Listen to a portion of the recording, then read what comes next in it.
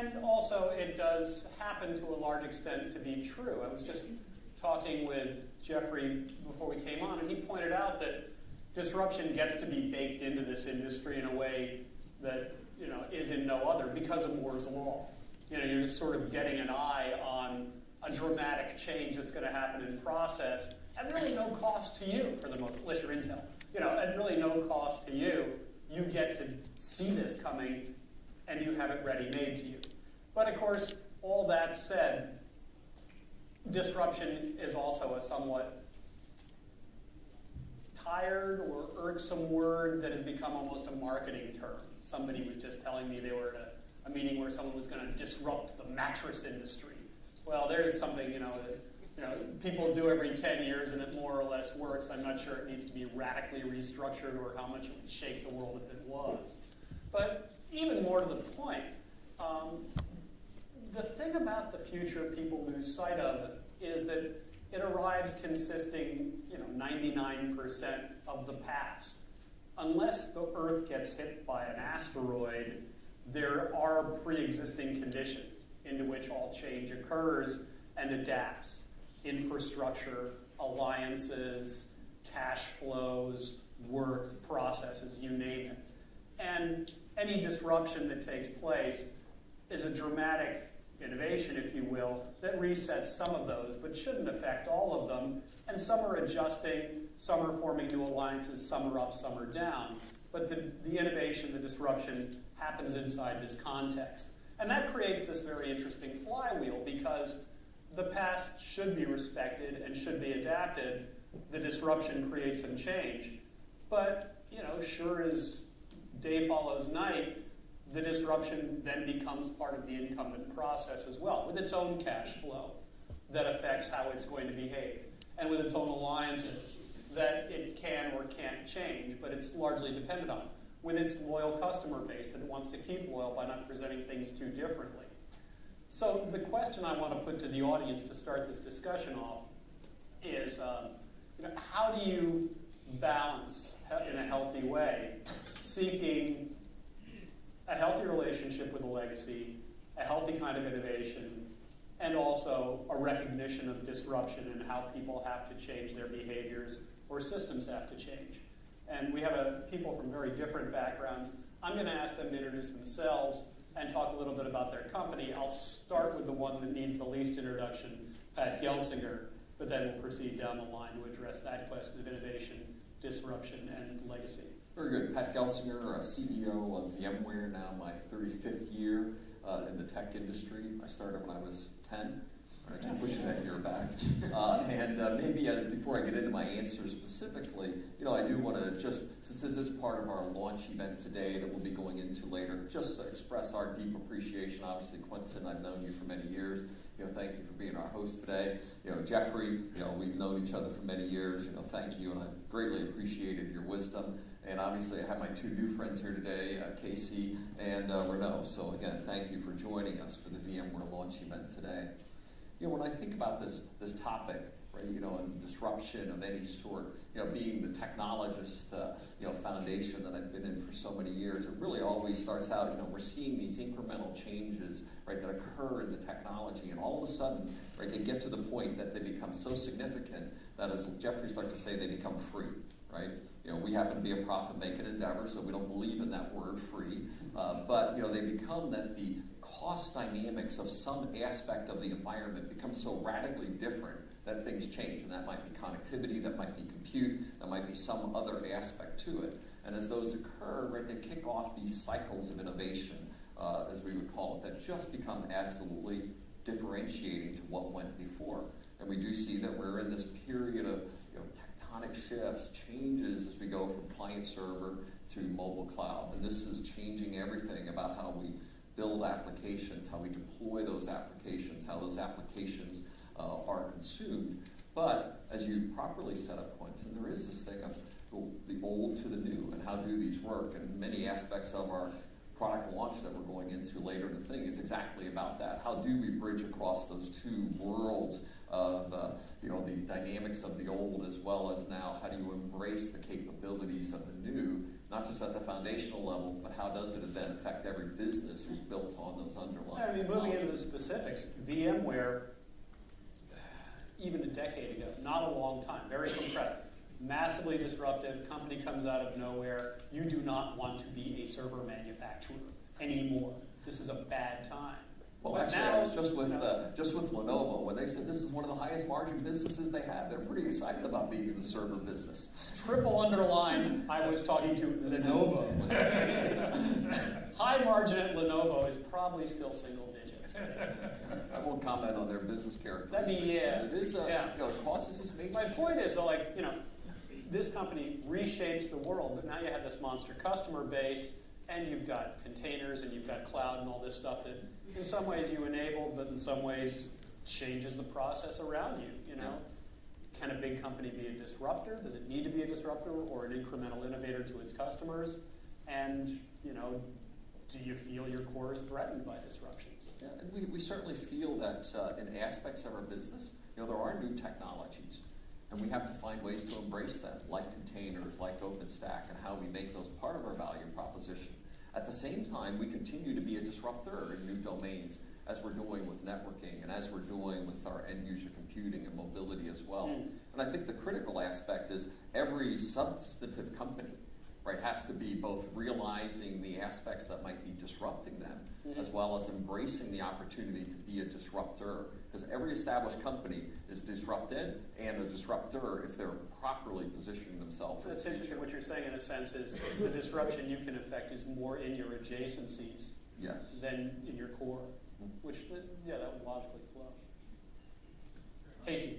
It's hard to follow that, but thanks, Pat, and thanks, Quentin. I'm co-founder and CEO of a national movement called MBAs Across America, which in essence started as a crazy idea of three classmates and I at Harvard Business School in our first year, which was, Most good ideas start crazy. Exactly, which was Harvard Business School is this old incumbent, and it, sort of, as James Carver would say in some instances, reeks of yesterday. So what if we got out of classrooms and cubicles and went out across the country to these places in America that were grappling with a lot of the questions that you all are working at the forefront of, and use these things called MBAs that we were spending a lot of money for that purportedly make us really good at business, to see if we could help entrepreneurs in the heart of the country actually build businesses that could not just create jobs but change lives on the ground. So I approach this conversation less so as a technologist, but really through I guess three lenses. The first is sort of an academic lens, right, of showing up to Clay Christensen's class on the first day, and the first thing he says very slowly and painfully is that I wish I used another word. It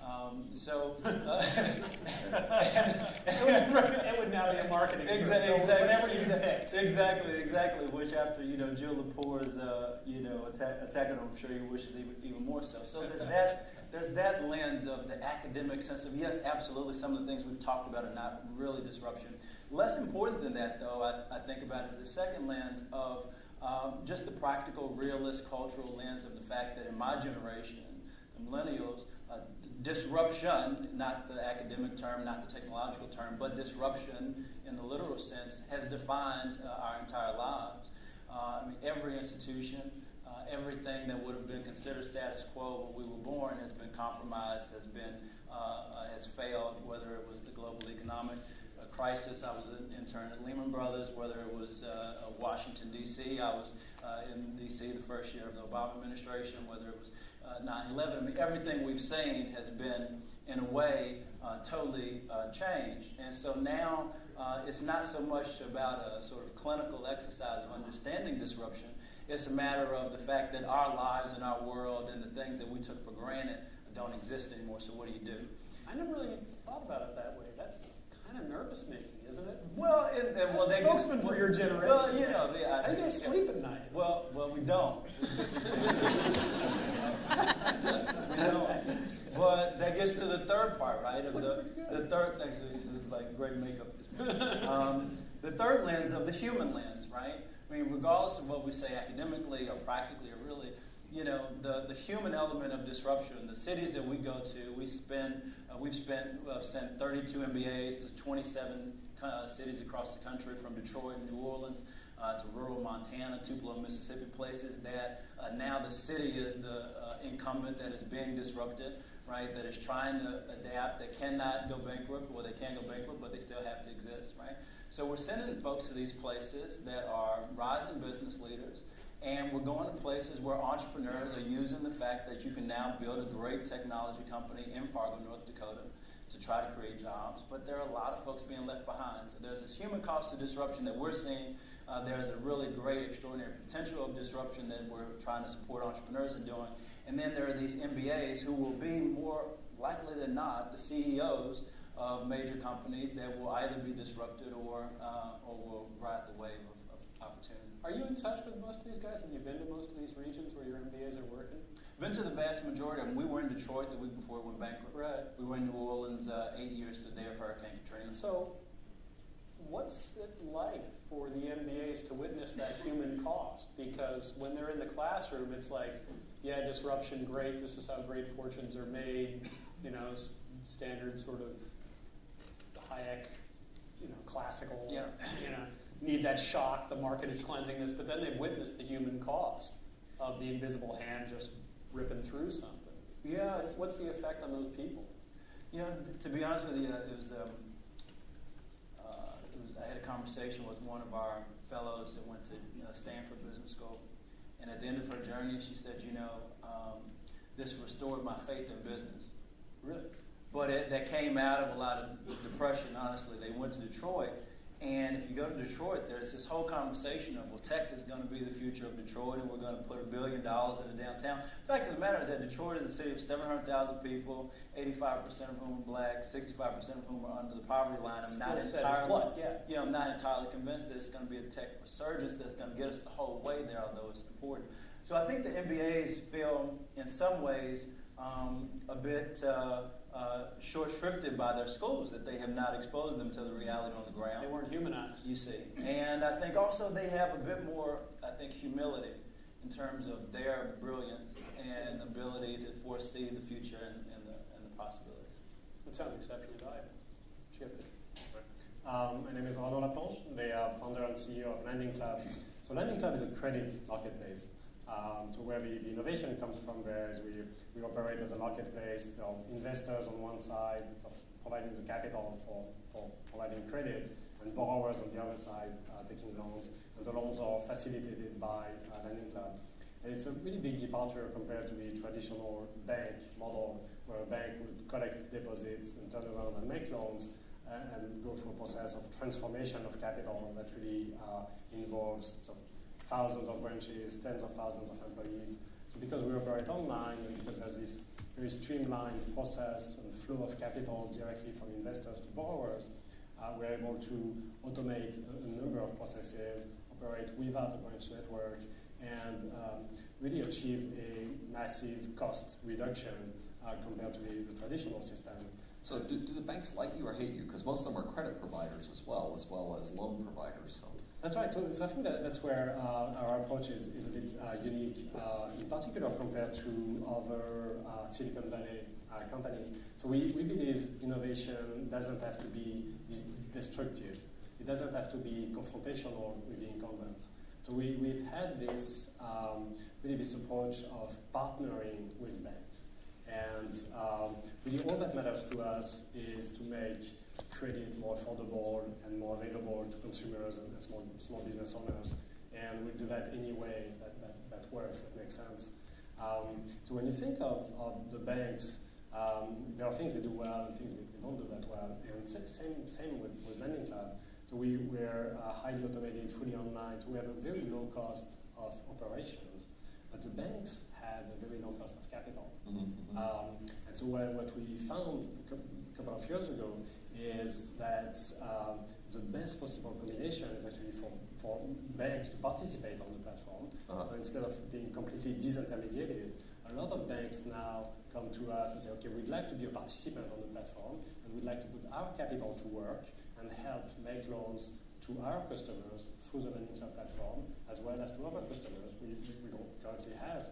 And when you put together the low cost of operation of a technology-led innovator with the low cost of capital of the incumbents, these two things together help drive down the cost of credit for the benefit of. What was the disruption that made it possible in the first place? What was the change you saw that said, well, we need to move. This is let's go fast. Somebody's going to do this. Well, I think what really gave me the idea of Lending Club was a day of 2006 when I opened up my credit card statement and realized that I would be paying 18.99% right. on my credit card. And then the next piece of mail I opened was my savings account statement, where I was earning 0.5%. But, with respect, people had been screwed by their banks for decades. This was not like a major change. What had changed? Was it just a level of connectivity, a comfort with doing transactions online, an ability to scan risk better? What did you see that? I think it's all that combined. It's people becoming more tuned to the idea of entering into financial transactions online. It's more data being available, more APIs allowing us to sort of share data, access data that helps enhance the underwriting. It's also, quite frankly, the financial crisis of 2008 I think changed the way people think about their finance and think about what's safe and what's not. And a lot of things we thought were safe before 2008 appear not to be so safe. And that's it. There had been a psychological disruption, in a sense, that created an opportunity to create a new argument for yourself. That's right. That's interesting. And at what point will you be a titled incumbent? What's your metric for boredom? Who disrupts you? And well, I think as long as we can continue to innovate and provide a better service, a better product to our consumers, we'll be the technology innovator and we'll be the technology leader. But it's the key of all of this to continue to operate at a low cost and continue to innovate and bring great products. I wasn't suggesting this was happening tomorrow. How big are you compared to the industry? There's probably a lot of running. Yeah, you've got a long way to go. Yeah, no, that's one of the amazing things. So compared to the mattress business, consumer credit is a big industry. Yeah, right. And it's it doesn't happen once every 10 years. That's right. It's something that touches everyone. I mean, when you think of us as a marketplace with investors and borrowers, I mean, everybody in this country is in either one of these two situations. Either you need money or you have money. So everybody can be a customer. Either way, you want to encourage the velocity. That's right, and that's what right now we are facilitating over $1 billion in loans every quarter. That's a tiny drop in the bucket compared to the size of the consumer lending industry, yeah. which is $1 trillion. And I would say part of the challenge, if you will, is you create a disruption, but it also creates a business that has relationships. And those are hard to shift. That's what makes people get disrupted down the line by a new change. They have to respect their relationships, which are the source of their cash flow and their organizational behavior. What are your key relationships in how your business runs? Yeah, so investors on the Lending Club marketplace make sort of 3 to 5 year loans. So it's a big commitment. It's a long-term commitment. The behavior we've observed is they reinvest constantly, and many of the investors now invest for a retirement account. You can invest for a self-directed IRA. So it's really their long-term retirement money that's not going anywhere. So it's extremely sticky to use a asset manager. Sticky, yeah. Okay. And even on the borrower side, we've seen many of our customers, especially on the small business side, really sort of coming back to us for their financing needs over and over again. Now, Jeffrey, I'm shooting from the hip a little bit, but you've studied this, written about this, been at companies where they're going through this. Are there rules around disruption, innovation, and legacy? Well, I'm a frameworks guy, as you know, so I'm always trying to come up with a framework to explain what's going on. So I would say that disruption, the framework I'm playing with as of lunch today is it's like trying to start a fire. Okay. So I've got 4 pieces in starting a fire. I've got wood, paper, a match, and then I've got to have some people to bring extra wood. So I think the wood that starts the disruptive innovation fire is trapped value. So whether the trapped value is talent that's trapped in Detroit, whether it's CPU cycles that are trapped in 1 to 2 year servers, whether it's money in banks that can't get out and people that need it. Somewhere there's trap value, and if somebody could release the trap value, that will fund the disruption innovation, typically at a very, very fast rate because trap value wants to escape quickly. You then have to have something to release the trap value, and as Pat was alluding to, I think it's when technology creates a net new free resource. For me, the big free resource of this decade is what I'm calling systems of engagement. It's basically mobile phones everywhere for free, connected by Wi-Fi everywhere for free, going into cloud computing, which is not free, but compared to its predecessor, is an incredible discount. Wouldn't you re-engineer a bunch of business processes if you had that capability? So that says, okay, I've got the firewood of the trap value, maybe the crumpled up paper of this technology capability, but I still have to light the fire. And that's the match, and I think that's the innovator. I think that is the entrepreneur. I think that's Casey. I think it's Renaud. I think it's Pat. I think it's anybody who is willing to bring the energy and the commitment to start that fire. And then finally, to your point, Quinn, which is, I think you see a lot of these fires start, particularly in this valley, but a lot of them flame out too. It's like they lit all the paper and it didn't get going.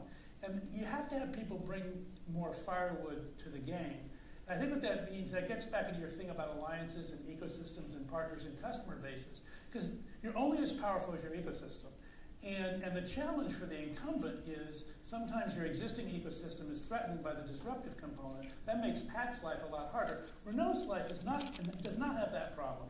At least not yet. Not yet. But your first move forward, you're kind of bringing your first ecosystem, so you're not trying to overcome the inertia of your past ecosystem. But to Quinn's point, I think eventually past and present have to come together. And so the good news here is I love William Gibson's statement about the future. He says the future is already here, it's just unevenly distributed. That's how you play this game. In the places where the future is happening now, you must recommit to the new ecosystem. You cannot try to protect your existing ecosystem against a future that's unfolding. But there's a lot of parts of the globe where the old ecosystem is just fine, thank you very much. And so staying with that and serving that part of the world with that. And then there's other parts of the world which are already well over the hump and down the road, and then keeping up with those. And so that's a challenge. I've been spending a bunch of time with companies of Pat's size and perhaps larger, and that's a big challenge to get your company's head around that, your customers' head around that, your partners' head around that. But I do think it's a gift that's going to keep on giving. And I think this systems of engagement infrastructure for re-engineering the world, we haven't even touched healthcare yet. We haven't touched education yet. We haven't touched citizen services yet. I mean, we've got a long way to go. There's a huge amount of trap value that I think we can do. Are there companies, really big ones, that have figured out how to turn this into a process inside their company? I think process is way too strong a thing. I think it's the CEO's culture. I mean, I think Mark Benioff at Salesforce has got a bunch of this stuff. I think the fact that Microsoft's stock price has gone up 50% in the last year is because people believe Satya may have some of this stuff, and I think they were pretty convinced that Steve did not. And so I think if you're willing to put yourself in service to the world, I think the world at the margin will give you the benefit of the doubt, at least get you into the game. So you're saying it's charisma? I think it's culture. I mean, look, I don't know that Satya didn't come in and change Microsoft's culture that dramatically.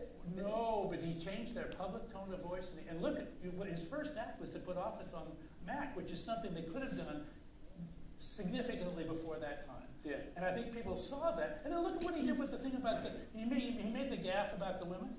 And then he said, I was wrong. He owned it. He owned it. Yeah. And you start going, wow, that's a very different cultural stance to the world than the one we were used to. And so therefore, I think part of the new ecosystem says, let's go with that. And part of the old ecosystem is reassured, thinking maybe you're not going to become a dinosaur. That's very encouraging. Mm-hmm. I think I think it's so critical to from our standpoint, think about the role of the leader in this. I think there is a lot of hero worship of leaders, but what you're talking about, Jeffrey, is how even small changes from leadership can really change this. When we first started, we were very sort of anti-HPS. We would go across the country and basically just, try to get in the news by saying that we are the anti-HPS, right? And then we said, okay, well, we want to try to create a generation of business leaders that's essential force for progress. We've got 32 people in our program. The top 50 business schools have 35,000 people. So we probably at some point are going to have to engage them in some way. It's the same conversation we saw Perry Chen have at Kickstarter. He said, they wanted to sort of lure him into this anti-NEA thing. And he was like, we're not doing what the NEA is doing. We need to partner with the NEA to support it. Great conversation that Elon Musk had the other day. He said, listen, our greatest value is going to be by catalyzing an industry shift. And I think what Renaud was talking about with Lending Hub is something that we're starting to see that we did, again, to go back to the generation a bit, we were anti sort of establishment, anti, old people, anti folks in power. But Jeffrey helped us. Don't be nice. Out there they like not nice. But now I think we're starting to see that if you really want to make this larger change that we purport we want to make, you've got to engage folks that have been there for a long time. And clearly, from a, as Jeffrey said, as a larger company now, we have to make it okay to have these radical innovators. Right. Because these radical innovators, they're not liked by the existing environments that they're in. And there is this cultural aspect that clearly comes from the top leadership of the company, where you have to say, take care of the existing companies, but I'm also going to take care of these radical things that are going on over here. And the people that do that kind of work are different than the people who are responding to the phone calls at 2 a.m. For some issue versus, hey, I'm out creating a fundamental new product and technology that really will change it. Right. I think part of successful management is defining things. And you have to sort of define where your company or your process is, whatever you want to call it, begin and end. But I'll bet in every case, y'all have something near to the problem you're attacking that you just think, damn, I wish this would be disrupted. I wish something would change on here. Like maybe in your case, it's education and city government or how regulation is respected or gained or whatever. I know I didn't set anybody up, but as best you can, let's go down the line and think about something inside what you're doing where there's something nearby you wish would change, you wish would radically disrupt it. In your case, I'd go with consulting. Well, no, I'm not. I'm going to give you a different one. Oh, okay. Because there's a guy, there's some people, Vince Cerf and a guy named David Northforth are working on this. They want to disrupt unemployment. And I want to disrupt unemployment too. Say more. Well, see, there's an awful lot of talent in the planet that's not getting used very well. And I think we've historically thought of employment as happening from large institutions working outward. I think in this new systems of engagement world, we may be able to create a significant number of jobs. And I expect Casey's part of his world, saying, no, you can create a second income from home. I think the Uber model as a driver, I think the Airbnb model is just the beginning of this possibility. I would like to disrupt unemployment. Well, in that sense, you're talking about redefining what work is. Work isn't a thing you go to for a set number of hours. It's a continuous thing you partake in. Let me start with work is an income. And these people don't have an income. And it's not good. And if we don't fix it, we're going to have more of a divide, and that's going to be even worse. So I think it's a big deal. Okay, go ahead. And I think what you're really, that sort of is a subcategory as we think about it of opportunity writ large. When you talk about disruption, 70% plus of all venture capital in this country goes to 3 states, basically 3 cities, New York, Boston, San Francisco. You can't convince me that 70+% of all the best ideas in America are in 3 metro areas. So if we're actually going to disrupt, jobs and unemployment and opportunity, we're going to have to, and Steve Case is saying this right now, there are great arbitrage opportunities in the heart of the country, and he's gotten in a bus and he's driven around there and he's saying, 10% of our fund every year is going to go to these folks. So I think, folks are starting to do the work because they're seeing that this is not just a technological or business issue. These have deep and serious social and political implications that we're going to have to, from the business sector, engage with.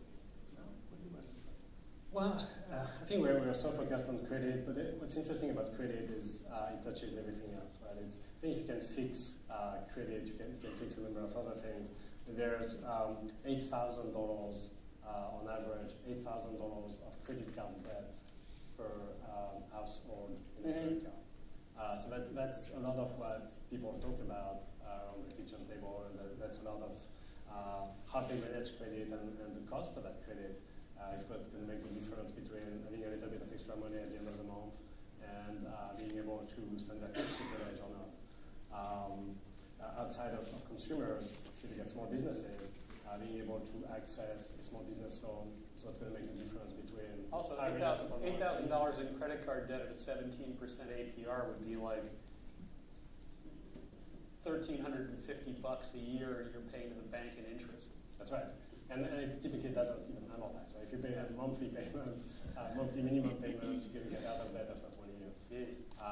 What Lending Club does is helping families to refinance that debt at a lower cost, also at a fixed rate, with monthly payments. So that in 3 So years. what's the disruption away from your world that you wish would happen?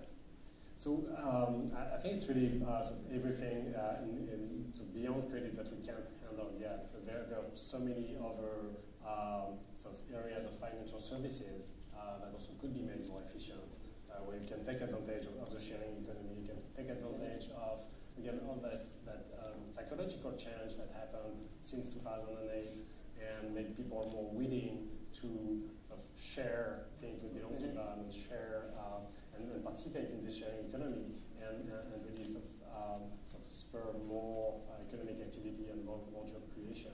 So credit is one of them, insurance is another. And unfortunately, I've spent all my time right down here in the bowels of building infrastructure. Right. And to me, I've always been there, and not the guy at the top of the stack, right? But always the guy building the infrastructure. And many years ago, I said my vision was that I would develop a piece of technology that would touch every human on the planet and improve their quality of life in every modality of life, right? Work, learn, sleep, play, right, and everything. And it's this foundational infrastructure. That's sort of what we do, and that's why I enjoy VMware. We're building that, right? And then we enable from that platform all of these other things to be changed and people to build on that platform on a global basis. If I had to say the 3 things that I'd like to see disrupted on top of that right now, right? 2 of them were on stage here, right? Education, right, and finance, and the third would be healthcare. Right? Those are the 3 to me that if we could change those aspects, we would see the substantive, most dramatic shift in the improvement in the quality of life right across the planet. You don't mention government. Is that just because it's too big a subject to even take on, or? I see government changes in response to the cultural shifts that occur, and I think if those are changing, government must change to respond. Yeah. Okay, we have a couple minutes left, so let's do a lightning round. What do you think is a disruption that is currently undersold that is actually very important? Something you personally saw where you thought, wow, why aren't people making more of this thing? This is actually a big deal.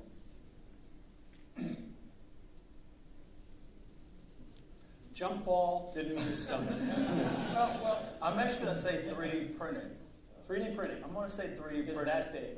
Well, I don't know.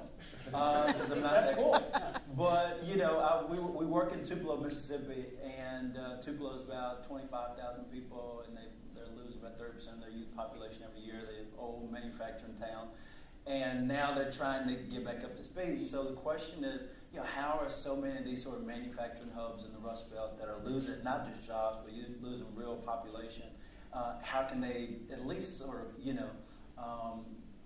harness the power of technology to have some manufacturing base, although it's not going to be as robust as it used to be. Maybe 3D printing, maybe not, but I think it's at least interesting enough. Mm-hmm. So, and part of what you're saying there is 3D printing in non-obvious places. Yeah. Okay. Jeffrey, you had No, machine learning was the one that, it's such a little bit vague, but I just think we're going to rethink everything by virtue of looking at the digital exhaust and reading the tea leaves of the digital exhaust and seeing patterns. I don't even know quite what that's going to change, or we've seen it happen a little bit in retail, a little bit in advertising, but it feels like it can change everything. So do you tell all the young people you meet to study more statistics? Well, I'm a liberal arts guy, please. I know that. I want them to learn the narrative. But you learn the narrative. No. But then you have to tell stories about what these things tell you. Yeah. I'd be more mundane with I think electric cars is something absolutely amazing. I'm sorry, what was that? Electric cars. I mean, electric cars. I'm a convert Tesla owner, and it's quite amazing. I'm surprised that there aren't more electric cars on the road, considering the impact on the environment. Well, it's only been a couple of years, so give it time. It turns out the batteries in Michigan have only about half their power. Because cold of cold? Yeah, cold weather's bad for a battery.